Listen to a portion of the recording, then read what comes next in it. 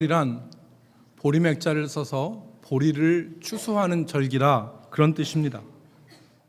이 맥추절은 이스라엘 절기상 6월절을 지키고 그리고 50일이 지난 이후에 지켰기 때문에 77절이라 혹은 오순절이라고도 그렇게 불렀습니다.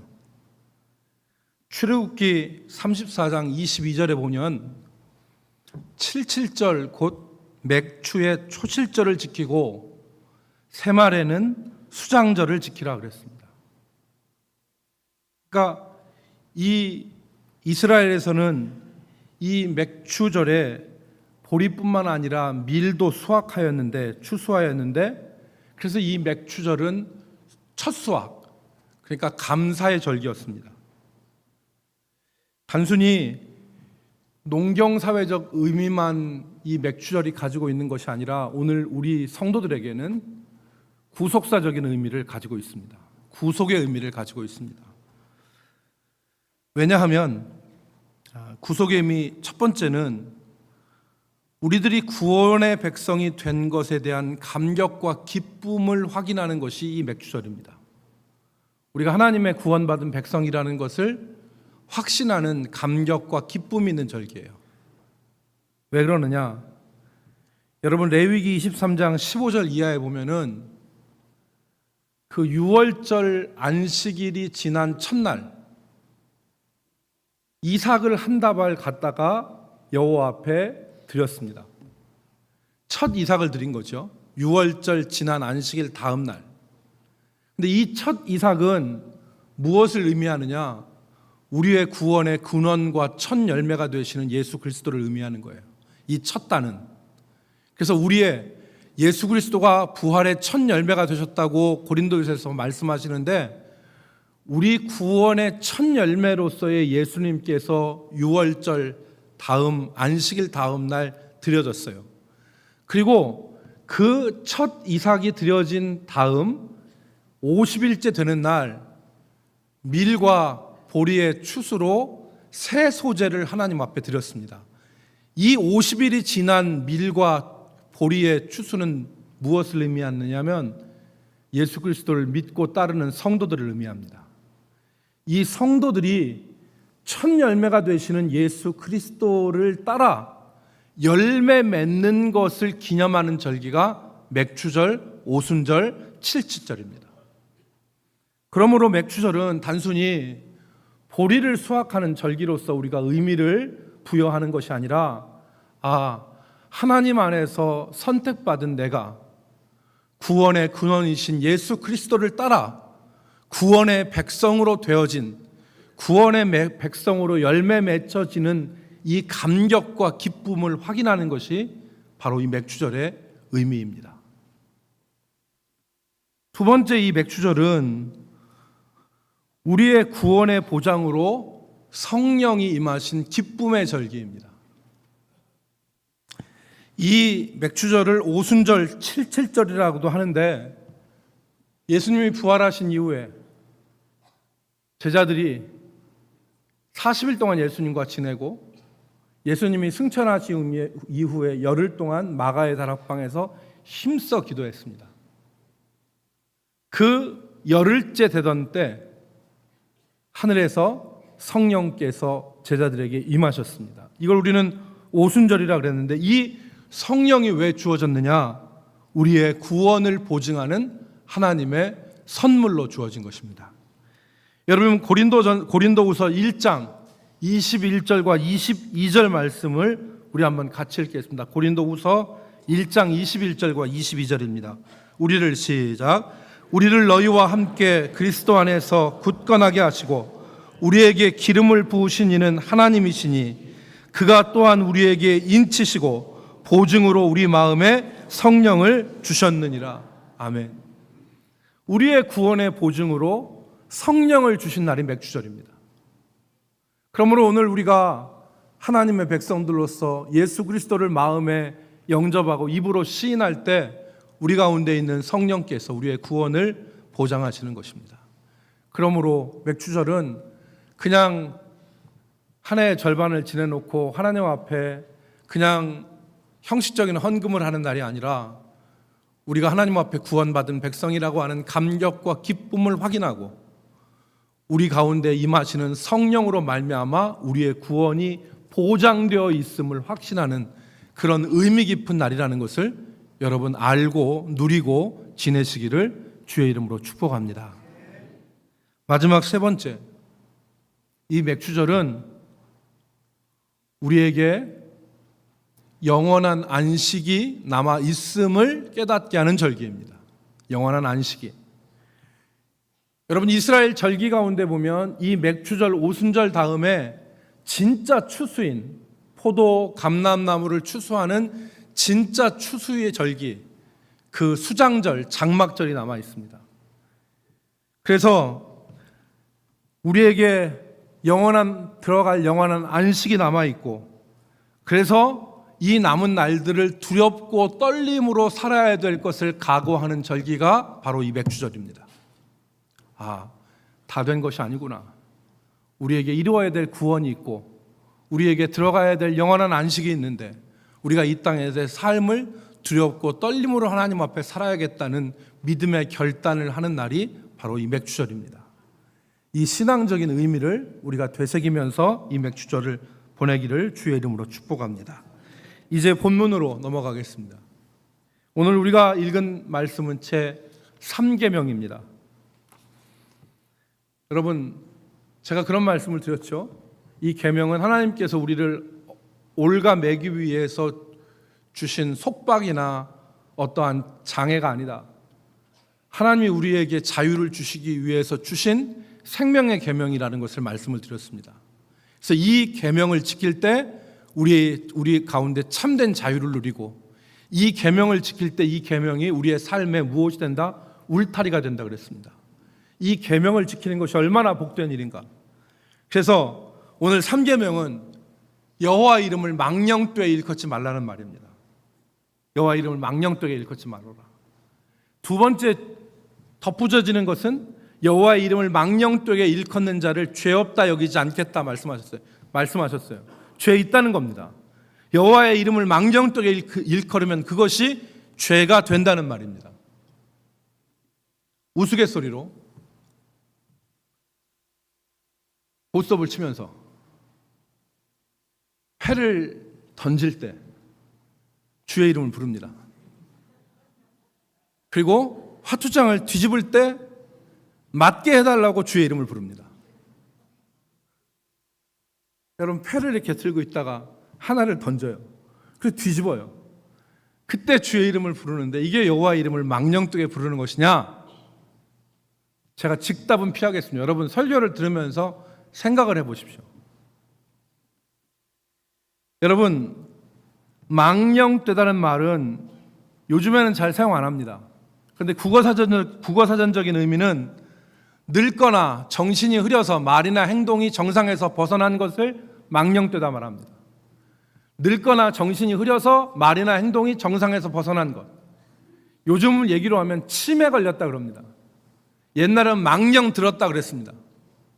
그게 망령입니다. 그러니까 다시 한번 정리하면 정신이 흐리거나 늙어서 말이나 행동이 정상에서 벗어난 것, 올바르게 말하거나 행동하지 못하는 것을 우리는 망령되다 그럽니다. 그런데 히브리 원어는 샤웨라고 하는 말을 사용했는데 이 말의 의미는 뭐냐? 헛되다는 겁니다. 헛되다. 그런데 그 헛된 것은 뭐를 의미하느냐? 속이 텅 볐다는 겁니다. 속이 텅 벼서 아무것도 없는 그런 상태가 망령되다, 샤웨라는 말입니다. 무가치하거나 무의미한 거다. 거기서 발전해서 한 가지 말이 더 추가되는데 그것이 뭐냐면 거짓말하다, 거짓말이라는 뜻입니다. 그러니까 여호와의 이름을 망령되게 일컫는다는 말은 여호와의 이름을 헛되게, 여호와의 이름을 무가치하게, 여호와의 이름을 무의미하게, 여호와의 이름을 거짓되게 부르는 것을 망령되게 부른다고 말하는 것입니다. 여러분, 우리가 여호와의 이름을 망령되게 부르는 것이 죄된다 그랬습니다. 이것이 죄라는 것을 우리가 알아야 됩니다.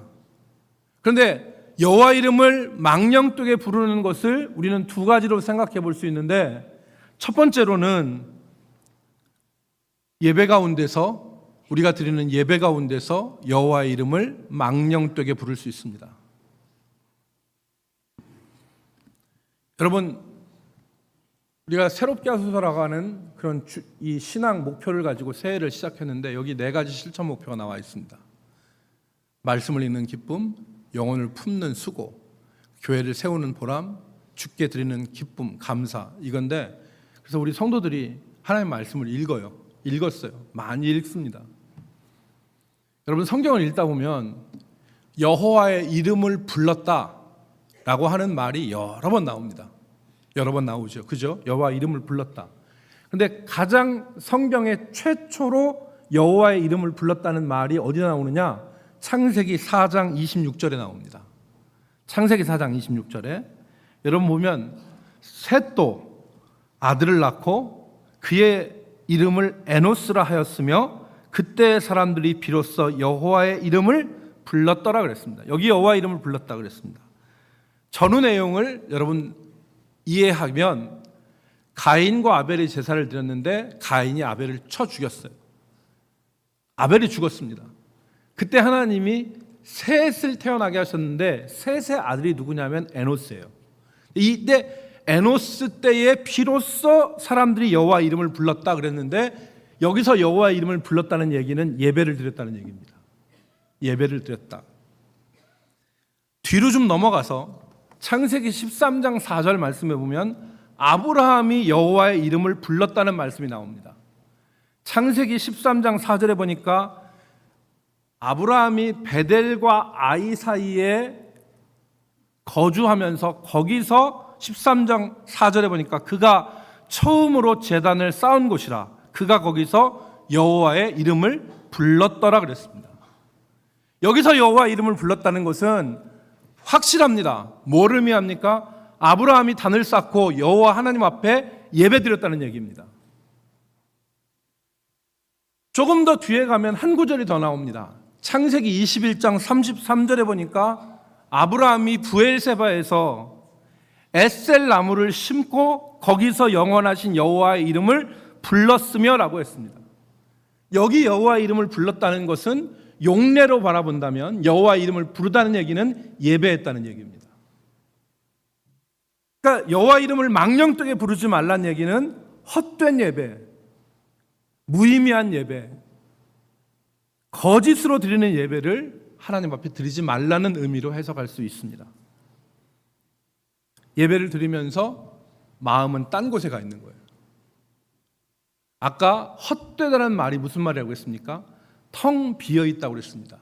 텅 비어있는 마음으로 예배하지 말라는 것입니다. 믿음으로 예배하지 않고 형식으로만 예배하는 무의미한 무가치한 예배를 드리는 것이 여호와의 이름을 망령되게 부르는 것입니다. 예배하는데 그냥 겉모습은 예배로 있는데 진짜는 하나님 앞에 마음이 없는 거예요.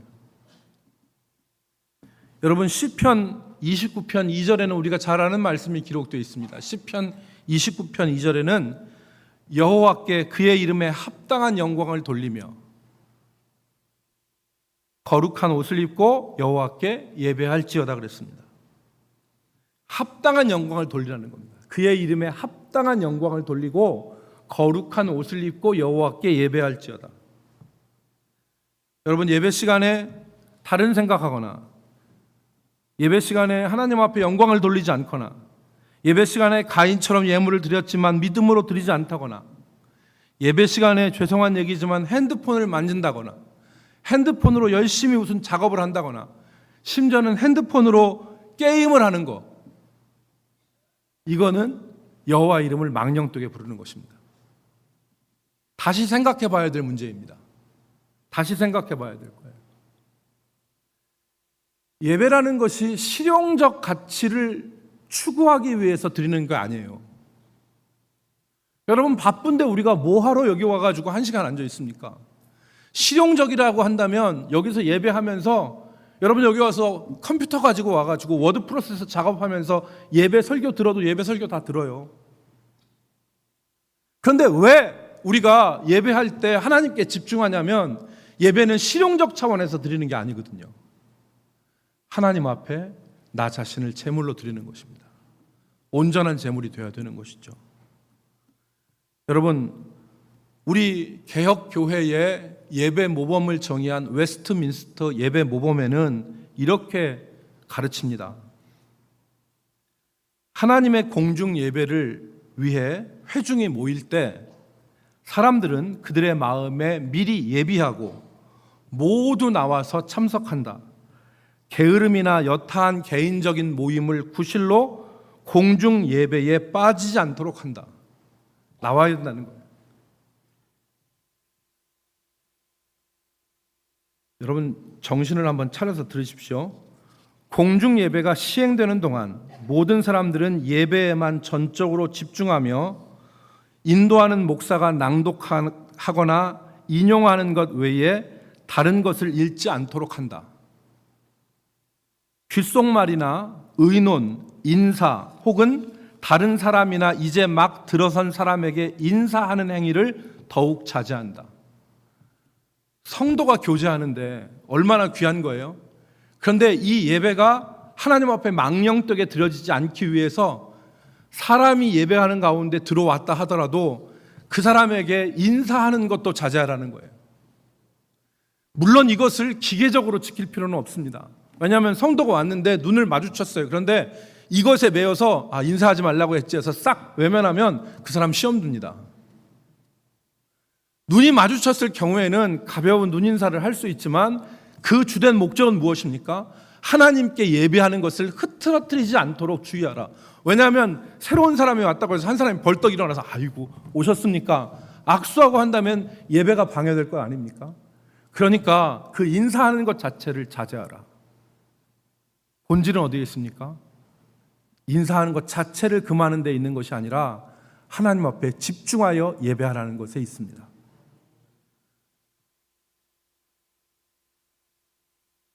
여러분, 제가 보탠 말은 아니고 1645년에 웨스트민스터 예배 모범이 정해졌는데 거기에 있는 말을 그대로 읽겠습니다.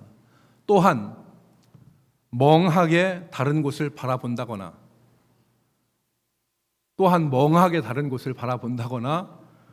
졸거나 혹은 눈에 거슬리는 행동을 하는 등 예배에서 목사나 회중들에게 방해가 되거나 자신이나 다른 사람에게 지장을 초래하는 행위들을 자제하도록 한다. 그러지 말라는 거예요. 온전히 하나님 앞에 예배 드리라는 겁니다. 만일 누군가 부득이하게 예배의 시작부터 참석하지 못하였다면, 만약에 어떤 사람이 예배에 늦었다 이거예요. 늦어서 시간이 늦게 예배에 참석했는데 그래서 시작부터 참여하지 못했다면 그들은 뒤늦게 회중에 참여하게 됐을 때 예배당에 들어와서 개인 기도를 하지 말며 곧바로 회집에 참여하여 마음을 가다듬도록 한다. 어떤 사람이 늦게 왔어요. 그래서 예배에 앉아 있을 때 예배에 왔다고 해서 그때 개인 기도하면서 머리를 숙여 기도하지 말고 그 즉시 예배에 참석하여 예배 전체가 나아가는 이 믿음의 대열에 합류하라는 것입니다. 얼마나 우리의 예배 모범이 이 예배를 하나님 앞에 바르게 드리는 것을 구체적으로 명시했는가를 우리가 깨달을 수 있죠. 그러므로 하나님의 이름을 망령되게 부르지 말라는 말씀은 첫 번째 우리의 예배 가운데 적용해야 됩니다. 우리의 예배가 하나님 앞에 온전하게 드리지 못한다면, 그래서 이 계명에 하나님의 이름을 망령되게 부르는 자를 죄 없다 여기지 않겠다 말씀하셨습니다. 이게 하나님 앞에 죄가 된다는 겁니다. 그러므로 오늘 우리가 예배할 때에 하나님 앞에 참된 마음으로 예배할 수 있기를 주의 이름으로 축복합니다. 그것이 여호와의 이름에 합당한 영광을 그에게 돌리며 거룩한 옷을 입고 하나님 앞에 예배하는 말씀의 실천이라는 것을 우리가 붙잡기를 주의 이름으로 축복합니다. 두 번째, 하나님의 이름을 망령되게 부르는 곳은 예배만 아니라 우리의 생활입니다. 우리의 생활 가운데서 첫 번째로 내가 꿈꾸고 내가 하고 싶은 것을 이루기 위해서 여호와의 이름을 이용하지 말아야 됩니다. 실제로는 자기의 욕심을 이루기 위한 것인데 여호와의 이름을 이용해서 하나님의 뜻으로 포장하지 말라는 것입니다. 이것은 하나님을 자기 수단으로 전락시키는 것입니다. 하나님의 뜻이라고 우겨대는 거예요. 여러분, 우리가 그럴 수 있지 않습니까? 내가 기도해 봤는데 이거 하나님 뜻이야. 하나님 뜻이니까 우리 이렇게 해야 돼. 물론 그럴 수도 있어요. 그러나 그렇지 않은 때가 너무 많지 않습니까? 이게 겉으로 보면 경건한 것 같지만, 하나님을 매우 의지하는 것 같지만 여호와의 이름을 망령되게 일컫는 이런 죄를 질 수 있는 가능성이 있는 것입니다. 그러므로 내 생각과 하나님의 뜻을 분리해야 됩니다. 내 생각에 그래. 그런데 이것이 하나님의 뜻이었으면 좋겠어.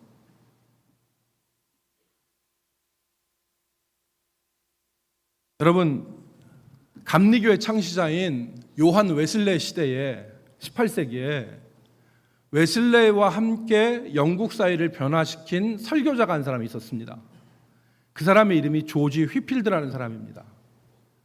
근데 지금은 웨슬레이를 추앙하는 사람이 많지만 실제로 그 당시에는 이 웨슬레이보다 이 조지 휘필드가 훨씬 더 영향을 미쳤답니다. 예를 들어 노방성 설교를, 그때 당시에 목회자들은 예배당 안에서만 설교했는데 말을 타고 가서 탄광 앞에서 광부들 앞에, 시장에서 사람들 앞에, 들판에서 농부들 앞에 설교했던 사람은 조지 휘필드입니다. 조지 휘필드가 설교를 했을 때 얼마나 영감 있게 설교했냐면 천둥이 떨어지는 것 같다는 그런 느낌을 받았대요.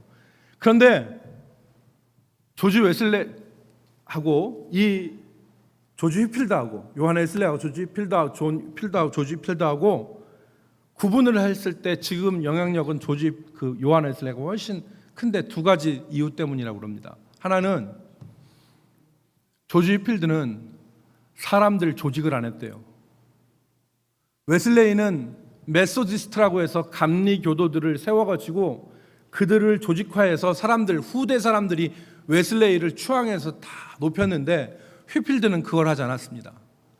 사람이 영광받을 게 아니라고. 두 번째, 웨슬레이는 설교한 설교 내용들을 다 모아서 설교집을 구성을 했어요. 그래서 제 책꽂이에 보면 웨슬레이 설교 전집이 있습니다. 그런데 조지 휘필드는 정말 천둥 번개가 치는 것 같은 생생한 설교를 했음에도 불구하고, 그래서 그 설교를 들은 한 인쇄업자가 목사님의 설교를 책으로 만들고 싶습니다. 그랬더니 이 조지 휘필드 목사님이 하는 얘기가 뭐냐면, 하나님의 영감 어린 이 설교를 문자로 바꾸는 작업에 있어서 누락되는 부분이 너무나 많기 때문에 나는 설교집을 만들지 않겠습니다. 그래서 설교집을 만들지 않았대요. 이처럼 영역 있고 능력 있는 사람이 이 조지 휘필드라는 사람이었는데, 이분이 자신의 부인 엘리자베스와 사이에서 첫 아들을 낳았습니다. 아들을 낳았어요. 아들을 낳았는데 조지 휘필드 목사님 마음속에 이 아이가 장차 커서 하나님의 영광을 드러내는 위대한 설교자가 될 것이라는 확신이 마음에 가득했어요. 그래서 그 아이의 이름을 뭐라고 줬냐면 세례 요한의 이름을 따서 요한이라고 줬습니다. 요한이라고. 그리고 성도들 앞에 그 아이가 교회 나올 때, 여러분, 내가 저 아이를 낳고 보니까 저 아이는 장차 하나님의 영광을 나타낼 능력 있는 설교자가 될 것을 확신하고 하나님이 나에게 그런 확신을 주셨습니다라고 선언을 했어요. 근데 4개월이 지난 후에 이 아이가 갑자기 발작을 하더니 죽었습니다. 발작을 하더니 4개월에 발작을 하면서 죽었어요. 아이를 잃은 슬픔도 컸지만 조지 휘필드 마음속에는 하나님 앞에 두려웠어요. 왜냐하면 자기의 생각을 하나님의 뜻인 것처럼 교회 앞에 선포했기 때문에 그게 두려웠어요. 여러분, 여호와의 이름을 망령되게 일컫지 말라는 것은 자기의 뜻을 하나님의 뜻으로 포장해서 말하지 말라는 얘기입니다. 자기의 욕심을, 자기의 하고 싶은 것을 하나님의 뜻으로 포장해서 하나님 것인 양 얘기하지 말라는 거예요. 어린 아이가 말을 안 듣고 속을 세게 해요. 말을 안 들어. 그러니까 엄마가 뭐라고 했어? 너 그렇게 하면 하나님이 너 지옥 가게 만들어. 너 그렇게 말 안 들으면 하나님이 너 벌 줘. 이것도 엄밀하게 생각해서 다시 생각해 볼 문제 아니에요. 만약에 이런 말을 계속 들은 아이가 자란다면 어떻게 되겠습니까? 하나님은 나를 지옥 보내는 하나님, 하나님은 나를 벌 주는 하나님으로 생각할 거 아니에요. 아이가 말 안 듣는 것은 부모에게 속상한 일이에요. 그러나 그 아이가 지옥 간다고 말하는 것은 부모가 자기 감정을 하나님의 이름에 실어서 얘기한 것밖에 안 되는 거 아니겠습니까? 여호와의 이름을 망령되게 부르지 말라는 얘기는 이런 얘기입니다. 자신의 뜻을 하나님의 뜻이라고 포장해서 말하지 말아라. 아까 말씀드린 휘필드 목사님은 아이를 잃은 슬픔을 정리하고 교회 앞에 회개했습니다. 여러분, 나는 얼마 전에 죽은 내 아들이 정말 하나님의 뜻을 선포할 하나님의 사람이라고 하는 확신이 들었습니다. 그리고 하나님께서 그렇게 인도하실 줄을 조금도 의심하지 않았습니다. 그런데 그것이 진정 하나님의 뜻이 아니었다는 것을 깨달았습니다. 여러분, 내가 앞으로 하나님의 영광을 위해서 더욱더 바르게 목회할 수 있도록 여러분 기도해 주십시오.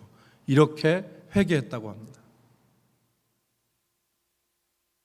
둘째, 하나님의 이름을 망령되게 부르는 그것은 예배, 그리고 두 번째로 우리의 뜻인데, 두 번째에서 두 번째, 여호와 이름 망령되게 부르는 것은 하나님의 이름을 이용하여서 맹세하는 것, 이것이 여호와 이름을 망령되게 부르는 것입니다. 성경의 맹세 자체를 금지하진 않았습니다. 그런데 예수님은 이 맹세가 여호와 이름을 망령되게 부르는 것이 되지 않도록 하기 위해서 금지하신 내용이 있습니다. 마태복음 5장 33절로 37절의 말씀인데, 여러분 제가 읽겠습니다. 또 옛사람에게 말한 바 헌 맹세를 하지 말고 내 맹세한 것을 주께 지키라 하였다는 것을 너희가 들었으나 나는 너희에게 이르노니 도무지 맹세하지 말지니 하늘로도 하지 말라 이는 하나님의 보좌이며 땅으로도 하지 말라 이는 하나님의 발등상이며 예루살렘으로도 하지 말라 이는 큰 임금의 성임이요 내 머리로도 하지 말라 이는 내가 한 터럭도 희고 검게 할 수 없음이라. 오직 너희 말은 옳다 옳다 아니라 아니라 하라. 이에서 지나는 것은 악으로부터 나느니라. 예수님은 하나님의 이름을 이용해서 맹세하지 말라는 겁니다. 그것이 여호와의 이름을 망령되게 일컫는 것이기 때문에. 어떤 사람이 돈을 빌렸습니다. 그런데 돈 빌려준 사람이 자꾸 재촉하니까 내일 모레 줄게, 내일 모레 줄게 그랬어요. 이 내일 모레가 진짜 내일 모레인지 아니면 지켜지지 않는 내일 모레인지는 모르는데, 내가 돈을 빌린 사람, 돈을 재촉하는 사람한테 내일 모레 줄게, 내일 모레 줄게 그랬어요. 근데 내일 모레 준다는 말 끝에 내가 하나님 이름 걸고 맹세해, 내일 모레 줄게. 이런 맹세하지 말라는 겁니다. 이런 맹세. 우리가 자기가 어떤 이루려고 하는 목적이나 아니면 우리가 어떤 하고자 하는 것을 더 구체적으로 또 더욱더 간절히 원해서 내가 교회 장로인데, 내가 교회 집사인데, 내가 목사인데 이렇게 얘기하면서 약속하지 말라는 것입니다. 그게 하나님의 영광을 가릴 수 있는 것이기 때문에. 옳다 옳다 아니다 아니다라는 말은 할 수 있는 것, 또 우리가 가능한 것, 불가능한 것들을 얘기해서 정말 진실하게 얘기하는 화법으로 사람들과 대화하라는 얘기입니다. 사랑하는 성도 여러분, 하나님의 이름이 업신여김을 받지 않아야 됩니다. 로마서의 말씀에 보면 너희들의 행동 때문에 이방인들 가운데서 하나님의 이름이 모욕을 당하는도다 그랬습니다. 오늘 우리는 하나님의 이름이 우리의 삶을 통해서 모욕을 받으시는 것이 아니라 우리의 삶을 통해서 하나님께 영광이 돌려질 수 있도록 힘쓰고 애쓰며 기도해야 되는 줄로 믿습니다. 우리의 삶을 통해서. 그래서 하나님의 영광이 드러나도록. 마지막 세 번째, 누구든지 주의 이름을 믿음으로 부르면 그 사람은 구원을 얻습니다. 누구든지 주의 이름을 믿음으로 부르면 그 사람은 구원을 받습니다. 여러분, 사람이 마음으로 믿어 의에 이르고 입으로 시인하여 구원에 이른다고 말씀하셨는데, 우리가 주의 이름을 입으로 믿음으로 간절히 부르고 주를 의지할 때 주께서는 그 사람에게 능력과 은혜를 허락하여 주시죠. 그래서 누구든지 주의 이름을 부르는 자는 부끄러움을 당하지 않는다, 그렇게 말씀했습니다. 삶의 어려운 자리에서 진실로 주의 이름을 부르십시오. 주여 하고 주의 이름 부르고 주를 의지하고 기도하면 주께서 능력의 손으로 우리를 건져 주십니다. 여러분, 저는 지난 1월 달에 내수동교회 원로 목사님이신 박희천 목사님을 만났습니다. 그 박희천 목사님은 내수동교회를 목회하셨을 뿐만 아니라 총신대학 신학대학원에서 32년 동안 설교학을 가르치신 분입니다. 근데 이 내수동교회 박희천 목사님을 한 4시간 정도 이렇게 만나서 대담을 하면서 인터뷰를 이렇게 해서 제가 기독신문에다가 글을 쓴 일이 있는데, 그때 그분이 저한테 한 가지 얘기를 해주시더라고요. 그게 뭐냐면, 자신이 내수동교회 담임 목사로 목회한 지 한 10년 정도 되었을 때 교회에 큰 어려움이 있었대요. 그래서 목사님, 무슨 어려움인데 그렇게 큰 어려움이 있으셨어요? 그랬더니 생각도 안 난대요. 생각도 안 나는 작은 문제인데 그 작은 문제가 이만큼 커지고 이만큼 커지고 이만큼 커지고 이만큼 커져서 교회를 흔들 만한 어려움이 됐다는 거예요. 그래서 그 문제로 자신의 가슴, 이 속이 새까맣게 타고 고민을 했는데, 그때 총신대학 교수님들이 이 수양회를 가기로 했대요. 수양회를 어디로 가기로 했냐면, 여러분 아시는가 모르겠는데 지금은 없어졌다고 그러네요. 부곡 하와이 아세요? 부곡 하와이? 부곡 하와이. 여러분 부곡 하와이 가보셨어요? 저는 부곡 하와이를 못 가봤는데, 그때 부곡 하와이는 지금의 하와이보다 더 선망의 대상이 된 데 아니에요? 그래서 막 신문에도 막 부곡 하와이 막 났잖아요. 부곡 하와이. 근데 교수님들이 다 어디로 수양회를 가기로 했냐면 부곡 하와이로 수양회를 가기로 했대요. 근데 이 박희천 목사님도 부곡 하와이를 꼭 가고 싶어서, 아이고 머리도 식힐 겸 부곡 하와이나 갔다 올까 하는 마음이 들었는데, 하도 몰치가 아프고, 아까 제가 그랬잖아요, 속이 새카맣게 탔다고. 그래서 머리도 식힐 겸 내가 부곡 하와이나 갔다 올까 이런 생각이 들었는데, 한편으로는 아니야, 기도해야지 하는 마음이 들었대요. 그래서 교수실의 문을 확 걸어 잠그고 그 바닥에 앉아서 사흘 동안 금식하면서 하나님 앞에 기도했는데, 그때 주의 이름을 불렀다는 거예요. 주여 하면서 주의 이름을 사흘 동안 금식하면서 교수실 문을 걸어 잠그고 하나님 앞에 기도했는데, 여러분 이 양반이 뭐 봤다, 느꼈다, 뭐 이렇게 들었다 이런 얘기에 첫자도 못 나오게 하는 아주 강직한 분이에요. 설교학을 32년을 가르쳤는데 설교학을 시험을 보면 F를 수두룩이 줬어요. 왜 F를 수두룩이 줬냐? 성경에 있는 대지가 있잖아요, 대지가. 근데 이 대지가 그분 표현으로 얘기하면 성경에 산에 있는 금맥인데, 금맥을 건드려야지 금맥도 아닌 걸 대지로 잡아서 얘기해 놓으면 성도들은 아무것도 못 건진다. 그러니까 대지를 네 맘대로 정하지 말고 성경 안에 있는 금맥을 찾아서 그것을 대지로 만들어라. 이게 이분의 주장이에요. 만약에 설교 연습하다가 대지가 성경에 있는 대지에서 벗어나면 땡이에요. 땡. F입니다. F. 땡이야. 근데 이 양반이 저한테 그런 얘기를 하더라고. 3일 동안 금식하면서 기도했는데, 그 양반 표현으로는 그래요. 내가 저 아래 구덩텅이에 있었는데 나는 그 기계가 뭔지 모르는데 린치 같은 기계가 자기를 저 아래에서 확 끌어올려가지고 반석 위에 세워주는 느낌을 받았대요. 그래서 그 하나님의 주의 이름 부르고 기도하는 그 가운데 하나님이 자기를 끌어올려서 평지에 반석 위에 세운 느낌을 받았다. 그리고 그때 얼마나 큰 감동이 있었는지 기도하고 주의 이름을 부르는 그 다음날 문을 열고 나와서 교회 가서 일을 했더니 정말 첩첩상중과 같이 맺혀있던 교회 문제들이 하나둘씩 열려서 문제가 해결되는 역사를 자기가 경험했다. 여러분, 누구든지 주의 이름을 부르면, 믿음으로 주의 이름을 부르면 구원을 받습니다. 우리가 여호와의 이름을 망령되게 부르지 않고 믿음으로 주의 이름을 불러 주님을 의지하면 살아계신 주님께서 우리의 인생 앞길을 헤쳐주시고 어려운 문제들과 꼬인 문제들을 해결하여 주실 것을 여러분 믿으시기 바랍니다. 그래서 우리 모든 성도들이 여호와 이름을 망령되게 부르지 않고 여호와 이름을 믿음으로 불러 구원을 얻는 역사가 우리의 삶 가운데 있기를 주의 이름으로 축복합니다. 기도합시다. 하나님, 오늘 여호와 이름을 망령되게 부르는 것이 무엇인가를 살피고 우리가 주의 이름을 믿음으로 불러야 할 것을 우리가 같이 나누었습니다. 이 말씀의 적용의 역사가 우리 성도들의 삶에 이번 한 주간도 있게 하여 주옵소서. 예수님의 이름으로 기도 올리옵나이다.